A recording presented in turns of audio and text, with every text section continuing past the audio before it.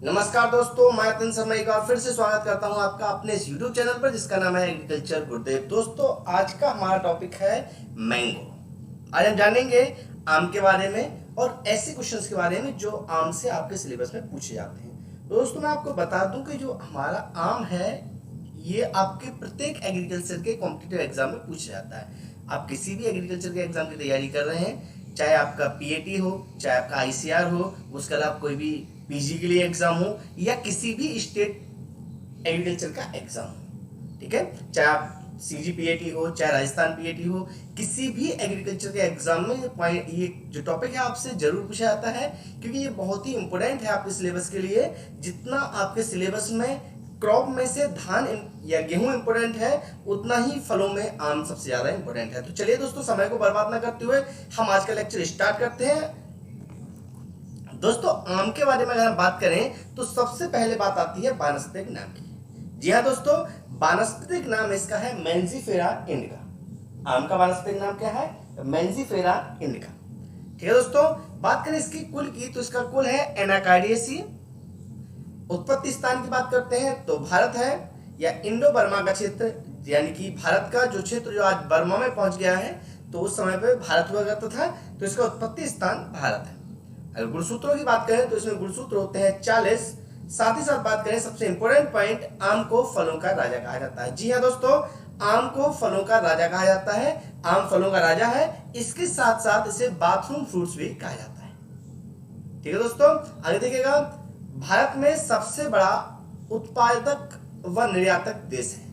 कहने का मतलब यह है कि भारत आम का सबसे बड़ा उत्पादक और निर्यातक देश है, यानी कि हमारे यहाँ सबसे ज्यादा प्रोडक्शन किया जाता है आम का। साथ ही साथ हम दूसरे देशों को भी सबसे ज्यादा आम बेचते हैं। ठीक है दोस्तों, तो क्या जाना हमने? आम का वानस्पतिक नाम मैंजीफेरा इंडिका है, कुल एनाकार्डियेसी है, उत्पत्ति स्थान भारत या इंडो बर्मा का क्षेत्र है, गुणसूत्र संख्या होती है 40, आम को फलों का राजा कहते हैं, साथ ही साथ इसे बाथरूम फ्रूट भी कहा जाता है, यानी कि हर घर में आम का उपयोग किया जाता है। जिस तरीके से बाथरूम का उपयोग हर घर में किया जाता है, उसी तरीके से कहीं ना कहीं किसी न किसी रूप में आम का प्रयोग भी भारत के हर एक घर में किया जाता है, इसलिए इसे भारत का बाथरूम फ्रूट भी कहा जाता है। आगे देखिएगा, ये भारत क्या था? आम का सबसे बड़ा उत्पादक और निर्यातक देश है। तो दोस्तों, आपको ये सारे पॉइंट क्लियर हो गए होंगे। साथ ही साथ मैंने आपको बताया कि आप एक पेन कॉपी लेके बैठा करें, सभी क्वेश्चनों को अच्छे से लिखा करें, और अगर आप लिखने में सक्षम नहीं है, यानी कि इतनी जल्दी नहीं लिख सकते, तो स्क्रीनशॉट लें, बाद में अच्छा सा नोट्स बनाएं, क्योंकि ऐसे नोट्स आपको फिर कहीं नहीं मिलेंगे। चलिए दोस्तों, नेक्स्ट स्लाइड स्टार्ट करते हैं। बात करें इसके प्रसारण या प्रोपोगेशन की, तो प्रसारण आम का जो है कई सारे तरीके से होता है। बाई सीड भी होता है, ग्राफ्टिंग भी होता है, एपिकोटाइल भी होता है, बहुत सारे तरीके से होता है। लेकिन जो व्यावसायिक प्रसारण की बात करें वो हम विनियर ग्राफ्टिंग के द्वारा करते हैं। किस द्वारा करते हैं? विनियर ग्राफ्टिंग के द्वारा। क्या होता है विनियर ग्राफ्टिंग दोस्तों? तो विनियर ग्राफ्टिंग में जैसे आपको पता है कि यह ग्राफ्टिंग की एक विधि है, इसमें रूट स्टॉक और साइन होता है।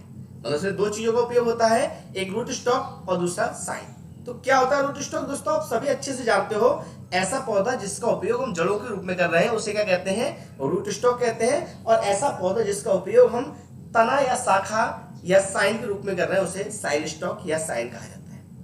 ठीक है दोस्तों, मतलब जिसके हमें जड़ों के रूप में प्रयोग करना है उसे रूट स्टॉक कहेंगे, जिससे हमें फल लेने हैं उसे हम क्या कहेंगे? साइन कहेंगे। ठीक है, आगे देखिएगा, विनियर ग्राफ्टिंग में रूट स्टॉक में साइन लगाते हैं। विनियर ग्राफ्टिंग में क्या करते हैं? रूट स्टॉक यानी कि जो हमारा जड़ वाला भाग होता है उसमें साइन क्या है? दोबारा से एक बार आप ये रिमेंबर करोगे, साइन क्या है? ऐसा पौधा जिससे हम फल लेना चाहते हैं। ठीक है, ये जो मेथड्स है वो दो पौधों से नया पौधा बनाने की मेथड्स होती है विनियर ग्राफ्टिंग। ग्राफ्टिंग में हम क्या करते हैं? ऐसा कोई पौधा जिसकी वांछनीय कैरेक्टर को लाना चाहते हैं। थोड़ी देर के लिए आप समझिएगा, मान लो आप किसी गांव में रहते हैं और उस गांव में आप कहीं जहां दूसरी जगह घूमने गए, वहां से आप चाहते हैं कि वहां जो आम का पौधा लगा हुआ है उसको आप अपने गांव में लेके आए, तो वहां से आप उस पौधे की एक साइन स्टॉक को यानी कि डाली को लेके आएंगे और आपके यहाँ पर जो आम का पौधा है उस पौधे में उसे प्रत्यारोपित कर देंगे, उस पौधे में उसे लगा देंगे। इस मेथड को क्या कहते हैं? विनियर ग्राफ्टिंग कहते हैं। ठीक है दोस्तों, चलिए अब क्लियर हो गया होगा।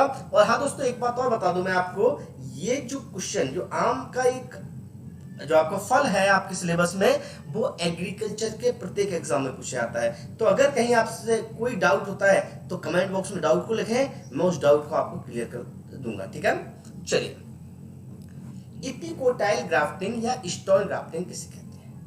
देखिए दोस्तों, इपिकोटाइल जो ग्राफ्टिंग होती है, देखिए यह विधि मुख्यतः आम में प्रयोग की जाती है। इस विधि में 7 से 10 दिन वाले नर्सरी के पौधे लिए जाते हैं तथा इसमें ग्राफ्टिंग की जाती है। ठीक है, इसमें क्या करते हैं, जो हाल में ही अंकुरित पौधे होते हैं, यानी कि 8 से 10 दिन के जो पौधे होते हैं उनको हम लेते हैं और उनमें ग्राफ्टिंग की क्रिया की जाती है। आम में नेक्स्ट पॉइंट है और ये इंपॉर्टेंट पॉइंट है, आप इन पर ध्यान दोगे।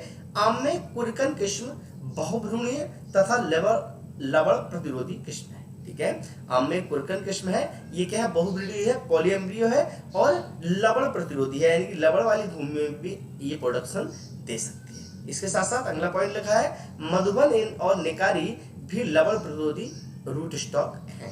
ठीक है, ये मधुबन और निकारी जो है वो रूट स्टॉक है, मूल ग्रंथ है, और ये कैसे है, लवण प्रतिरोधी है, यानी कि लवण वाली भूमि में भी आसानी से जीवन यापन कर सकते हैं, लवणीय पानी में भी अपना जीवन यापन कर सकते हैं। अगला पॉइंट ध्यान देने योग्य है, आम में उचित तापमान 24 से 27 डिग्री सेल्सियस है। आम में जो फेवरेबल टेम्परेचर है या आम के प्रोडक्शन के लिए जो अच्छा तापमान है वो है 24 से 27 डिग्री सेल्सियस। ठीक है, कितना है, 24 से लेकर 27 डिग्री सेल्सियस। अगले पॉइंट में बात करते हैं, आम के लिए गहरी काली मिट्टी या कपास की मिट्टी उपयुक्त नहीं है। दोस्तों आप ये बात याद रखेंगे कि आम का प्रोडक्शन कहाँ हो सकता है, ये तो आप बहुत अच्छे से जानते हैं कि लगभग सभी फसलों के लिए बलुई दोमट मिट्टी जो होती है वो सर्वोत्तम होती है। लेकिन बात अगर हम आम की करते हैं तो आम में हमें विशेषकर ये ध्यान रखना है कि जो गहरी काली मिट्टी होती है, जो डार्क ब्लैक सॉइल है, ये जिसको हम कपास की मिट्टी भी कहते हैं, निमाड़ क्षेत्र की जो मिट्टी है उसका प्रयोग हम आम की खेती के लिए नहीं करते, या आम को उस खेती में हम उस सॉइल में हम नहीं उगा सकते। क्लियर है दोस्तों, समझ गए होंगे आप लोग। आगे देखिएगा, आम का बीज 1 महीने में अंकुरित होता है।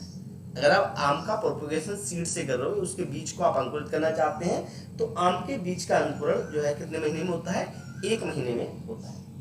आगे देखिएगा, आम में आम की बौनी किस्म आम्रपाली को 2.5 × 2.5 2.5 × 2.5 वर्ग मीटर, ये घनमीटर लिखा हुआ है, गलती से लग गया यहाँ पे, वर्ग मीटर, 2.5 × 2.5 वर्ग मीटर के फसल अंतराल से लगाते हैं। ठीक है, 2.5 × 2.5 याद रखोगे आप। जो आम्रपाली होता है उसको हम 2.5 × 2.5 मीटर के डिस्टेंस पर लगाते हैं।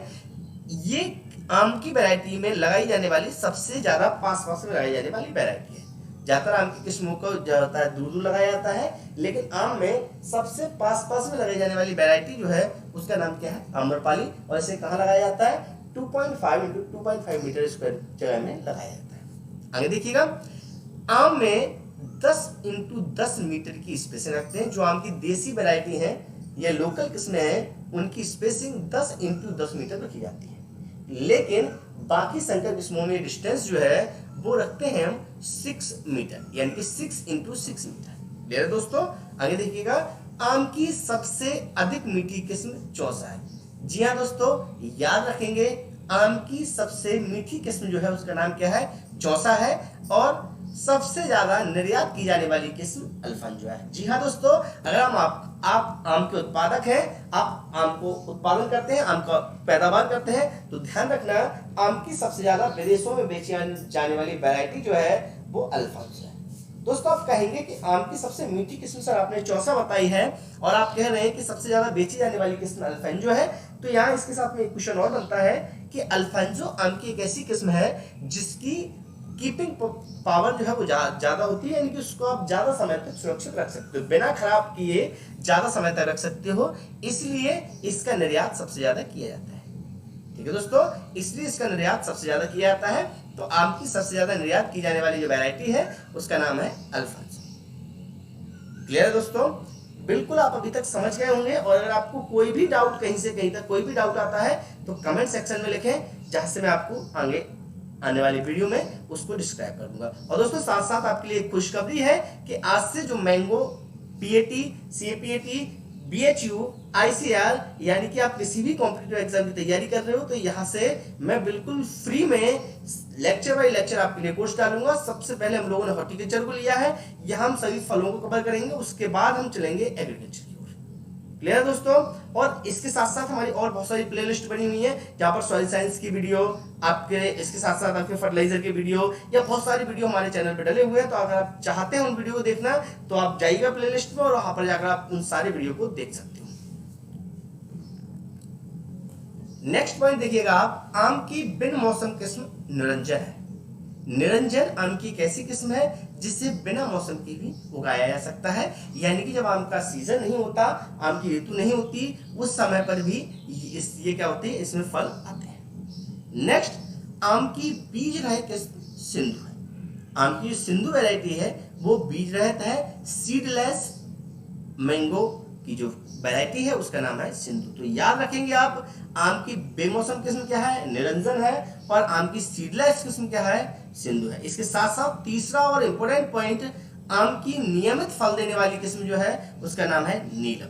मतलब नीलम आम की एक ऐसी किस्म है जिसमें अल्टरनेट बियरिंग की प्रॉब्लम नहीं होती, एकांतर फलन की प्रॉब्लम नहीं होती। ठीक है, आगे देखिएगा, आम की म्यूटेंट किस्म रोजीकॉम है। आम की म्यूटेंट किस्म का नाम क्या है, रोजीकॉम। ठीक है, आम की म्यूटेंट किस्म क्या है, रोजीकॉम। आगे देखिएगा, आम के 1 हेक्टेयर खेत में पौधों की संख्या 1600 होती है। ठीक है दोस्तों, आपको यहां मैं बता दूं, आपको निकालना आता होगा पौधों की संख्या। हम कैसे निकालते हैं, पौधों की संख्या निकालते हैं 1 हेक्टेयर यानी कि 10,000 वर्ग मीटर अपॉन पौधे की डिस्टेंस मीटर में।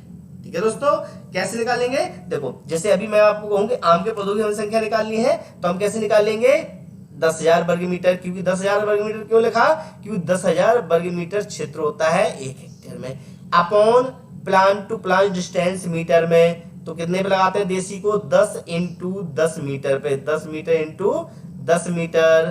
ठीक है, ये मीटर मीटर स्क्वायर हो गया, मीटर स्क्वायर कट गया, 1 0 और 1 0 से 1 0 कितना है, प्लांट की संख्या 100। इस तरीके से निकालते हैं। तो आम के 1 हेक्टेयर में पौधों की संख्या कितनी होती है, 100। लेकिन अगर यही हम आम की आम्रपाली किस्म को उगा रहे हैं, अगर हम आम्रपाली किस्म को उगाते हैं तो इसको 1 हेक्टेयर खेत में लगभग 1600 पौधे लगा सकते हैं। जी हाँ दोस्तों, कहां 100 पौधे और कहां 1600 पौधे। जिस खेत में हम 100 पौधे लगा रहे थे, अब उसी खेत में हम 1600 पौधे लगाते हैं, यानी कि प्लांट की संख्या हमने बढ़ा दी। इस मेथड को HDP भी के नाम से भी जान सकते हैं, यानी कि HDP का मतलब होता है हाई डेंसिटी प्लांटिंग। कम जगह में ज्यादा पौधे लगाने की जो मेथड है उसे हम कहते हैं HDP मेथड। तो आप याद रखना दोस्तों, अगर आपसे पूछें कि आम की कौन सी किस्म HDP के लिए, आम की कौन सी किस्म हाई डेंसिटी प्लांटिंग के लिए उपयुक्त है, तो आप कहोगे आम की आम्रपाली जो किस्म है वो HDP के लिए उपयुक्त है, हाई डेंसिटी प्लांटिंग के लिए उपयुक्त किस्म है जिसका नाम है आम्रपाली। क्लियर है दोस्तों, चलिएगा नेक्स्ट पॉइंट डिस्कस करते हैं। आम में नियमित फलन के लिए PP 333 रसायन की 5 ग्राम मात्रा प्रति पौधा डालने पर उसमें नियमित फलन आता है। ठीक है दोस्तों, याद रखोगे रसायन का नाम क्या है, PP 333। PP 333 एक ऐसा रसायन है जिस पर का छिड़काव अगर आप आम के पौधे पे करोगे तो आम का पौधा नियमित फलन देने लगेगा, यानी कि उसमें अल्टरनेट बियरिंग की प्रॉब्लम दूर हो जाएगी। उसमें से क्या हो जाएगा, अल्टरनेट बियरिंग की प्रॉब्लम दूर हो जाएगी। आगे देखिएगा, आम में 99.99% फूल गिर जाते हैं, मात्र 0.01% फूल पर ही फल बनते हैं। ये दोस्तों बहुत इंपॉर्टेंट, ध्यान देने वाला पॉइंट है। आम में जो भी फूल आते हैं उन फूलों का 99.99% 99.99% जो फूल होते हैं वो गिर जाते हैं और केवल 0.01% फूलों पर ही फल बनते हैं। ठीक है, आगे देखिएगा, आम में फ्रूट ड्रॉप या फ्लावर ड्रॉप की समस्या को रोकने के लिए 2,4-D का 20 ppm का छिड़काव करते हैं। दोस्तों, आम में एक प्रमुख समस्या होती है, इसमें क्या होता है, जब फल बनते हैं तो फल छोटी अवस्था में ही झड़ जाते हैं या छोटी अवस्था में ही गिर जाते हैं, छोटी अवस्था में ही झड़ जाते हैं या छोटी अवस्था में गिर जाते हैं। इसको रोकने के लिए 2,4-D का 20% का छिड़काव करना चाहिए। 20 ppm का 2,4-D का छिड़काव अगर हम कर देंगे तो फ्रूट सेटरिंग की प्रॉब्लम, फल गिरने की संभावना जो होती है वो कम हो जाती है। आगे देखिएगा, आम की आम्रपाली किस्म HDP यानी कि सघन पौधरोपण के लिए प्रयुक्त है। ये बात हम पहले ही पिछली स्लाइड में हम ये बात कर चुके हैं कि high density planting HDP planting के लिए आम की कौन सी वैरायटी है, तो आपका आंसर था आम्रपाली। जी हाँ बिल्कुल, आम्रपाली एक ऐसी किस्म है जिसका प्रयोग हम HDP के लिए कर सकते हैं, हाई डेंसिटी प्लांटिंग के लिए कर सकते हैं। ठीक है दोस्तों, आगे बात कर लेते हैं। आगे कुछ किस्में दी गई हैं और उनको बताया गया है कि किसकी क्रॉस से किसके संकरण से बनी है। ये जितनी भी किस्में मैं आपको बता रहा हूं ये सारी की सारी संकर किस्में हैं। संकर किस्में यानी कि क्या होता है, ऐसी किस्म जो दो शुद्ध किस्मों के क्रॉस से प्राप्त हुई है उसे हम क्या कहते हैं, संकर किस्म कहते हैं। तो आम के ऐसी संकर किस्में, जी हाँ दोस्तों बिल्कुल याद रखना, इसमें से एक क्वेश्चन पक्का पूछा जाता है किसी भी कॉम्पिटिटिव एग्जाम में। ज्यादातर आम से अगर कोई क्वेश्चन उठता है तो या तो अल्टरनेट बियरिंग से उठता है जहां मैं आपको बता चुका हूं, और या फिर उठता है आपका आम की किस्मों से। तो आम की संकर किस्मों अगर हम बात करें आम्रपाली की, तो याद रखना आप आम्रपाली दशहरे इंटू नीलम के क्रॉस से बनी है। यानी कि आप याद रख सकते हो DNA, क्या रखोगे, DNA, D for Dasheri and for Neelam is equal to A यानी कि आम्रपाली। क्या है, DNA याद रखेगा, DNA। दशहरी इंटू नीलम क्या है, आम्रपाली है। यही अगर आप उल्टा कर दोगे नीलम इंटू दशहरी तो क्या हो जाएगा, मल्लिका हो जाएगी। नीलम इंटू दशहरी से क्या बनेगा, मल्लिका बनेगा। आगे देखिएगा, रत्ना किससे बनी है, नीलम इंटू अल्फांजो। किससे बनी है, नीलम इंटू अल्फांजो।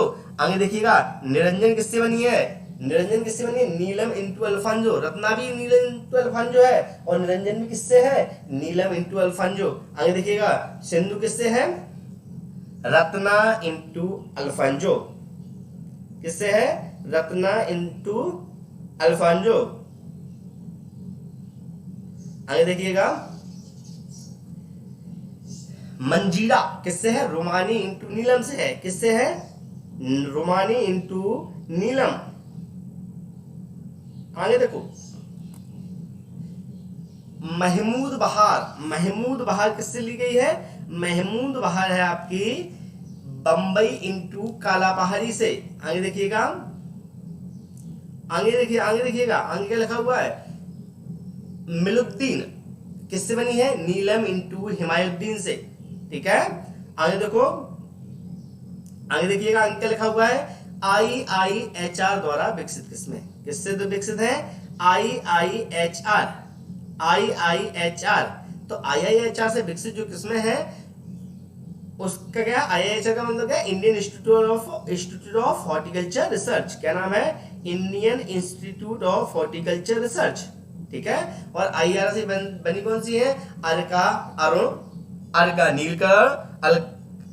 नीलाफांजो और नीलेश्वर। ये कहां से बनी है, IIHR से बनी है। क्रॉस समझ गए होगे। ठीक है, आगे देखिएगा, लखवोज फजली हिमसागर GI की गई किस्म है। ठीक है, आगे देखिएगा,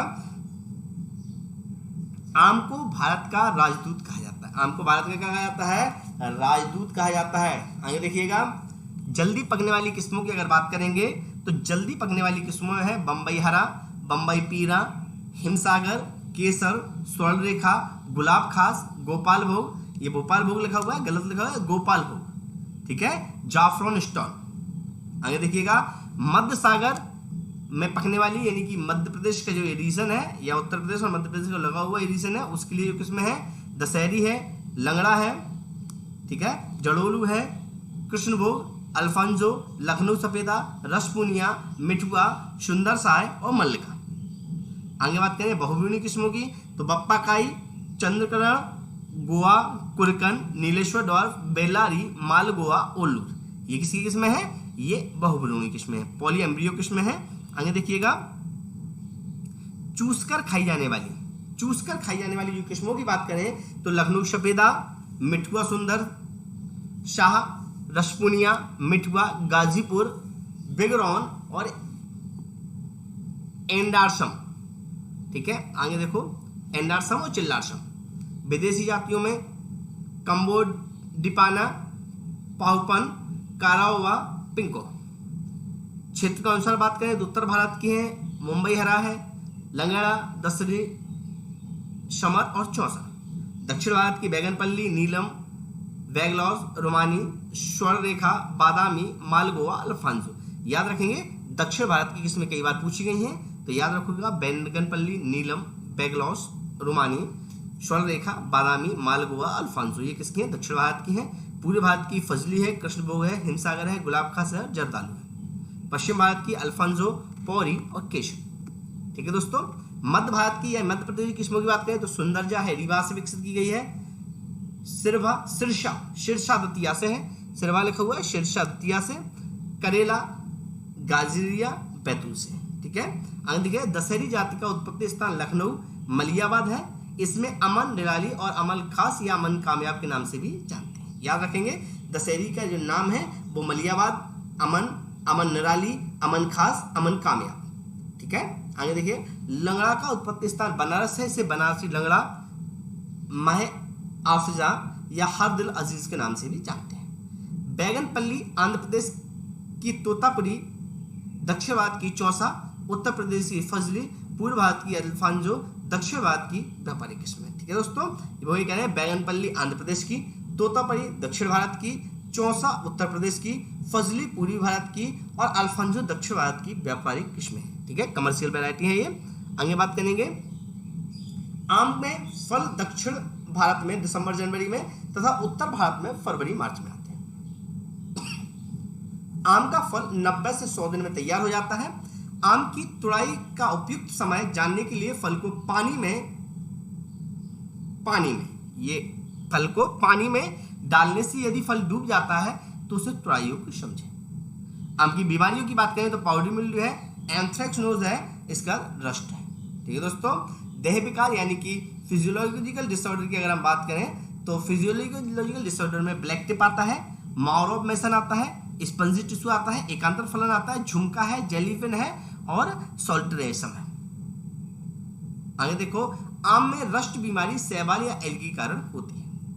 आगे देखिएगा मिलो या फैक्ट्रियों के धुएं से सल्फर डाइऑक्साइड, एसओ और CO2 कार्बन डाइऑक्साइड, बाली गैसों से आम में दैहिक विकार आ जाते हैं। उसका नाम है ब्लैक टिप। दोस्तों याद रखोगे ये बहुत इंपॉर्टेंट है कि ईंट के भट्टों से या फैक्ट्रियों के पास से आम में एक दैहिक विकार आता है, उसका नाम ब्लैक टिप है। और किसके कारण आता है? सल्फर डाइऑक्साइड के कारण, SO2 के कारण या कार्बन डाइऑक्साइड के कारण। बोरोन की कमी से ब्लैक टिप रोग हो जाता है। मॉलफॉर्मेशन कम ताप की वजह से होता है। मैंगो मॉलफॉर्मेशन किसकी वजह से होता है? कम ताप की वजह से मैंगो मॉलफॉर्मेशन हो जाता है। आगे देखिएगा मॉलफॉर्मेशन सबसे अधिक बॉम्बे ग्रीन किस्म में होता है। सबसे ज्यादा मैंगो मॉलफॉर्मेशन की समस्या जो है वो ग्रीन किस्मों में आती है, मैंगो ग्रीन किस्म में आती है। मैंगो ग्रीन किस्म जो है उसमें सबसे ज्यादा मॉलफॉर्मेशन की प्रॉब्लम होती है। स्पॉन्जी टिश्यू विकार अधिक तापमान या हॉट कन्वेंशन के कारण होता है। स्पंजी टिश्यू जो विकार है, स्पंजी टिश्यू विकार, यह हटा देना, स्पंजी टिश्यू विकार अधिक तापमान या हॉट कन्वेंशन के कारण होता है। जिस विकार में पौधे एक साल फल देकर दूसरी साल फल नहीं देते या फिर तीसरी साल फल देते हैं, इसे एकांतर फलन कहते हैं। सबसे अधिक एकांतर फलन अल्फांसो में होता है। एकांतर फलन के कारण में फलन की आदत, बढ़न की आदत, यानी कि फलन की आदत ऐसी इनकी मैंगो की आदत होती है कि इसमें एक वर्ष फल आते हैं, दूसरी वर्ष नहीं आते। बढ़न की आदत में होती है कि आम में हमेशा पुरानी शाखाओं पर फ्लावर आते हैं, तो जो बढ़ जाते हैं उनमें फल नहीं आते। लिंग अनुपात, सीएन अनुपात, हार्मोन्स का प्रभाव, ये बहुत सारे कारण हो सकते हैं जो किसके हैं, जो एकांतर फलन के कारणों में है। और दोस्तों मैं आपको बता दूं, मैंने आपको अभी थोड़ी देर पहले भी बताया था कि एकांतर फलन जो है बहुत इंपॉर्टेंट है आपके सिलेबस में, तो उसको आप अच्छे से ध्यान रखें। एकांतर फलन को रोकने के लिए प्रतिरोधी जो जातियां हैं उनमें नीलम आती है, मल्लिका, आम्रपाली, बेंगोली, बैगनपल्ली जातियां, ये लगाने से आम तथा आम की कुछ शाखाओं की कटाई कर दें, जिससे उनमें वानस्पतिक वृद्धि होने के कारण अगले वर्ष फल आ जाएंगे। ठीक है, यानी कि कहने का मतलब ये है कि आम को अगर आप एकांतर फलन को रोक सकना चाहते हैं तो ये एक तो प्रतिरोधी किस्में लगाएं, दूसरा आम की कुछ शाखाओं को काट दें, जिससे उसमें अगली बार वानस्पतिक वृद्धि होने के बाद उन्हें फल आ जाए।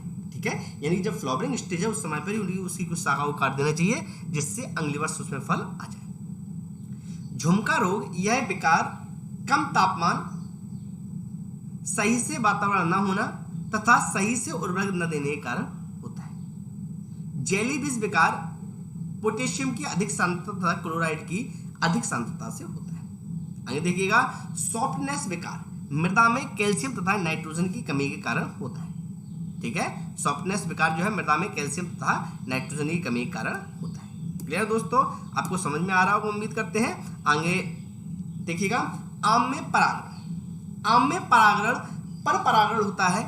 आम में परागण घरेलू मक्खी यानी कि मॉस्का हेमिटिस्का के द्वारा होता है।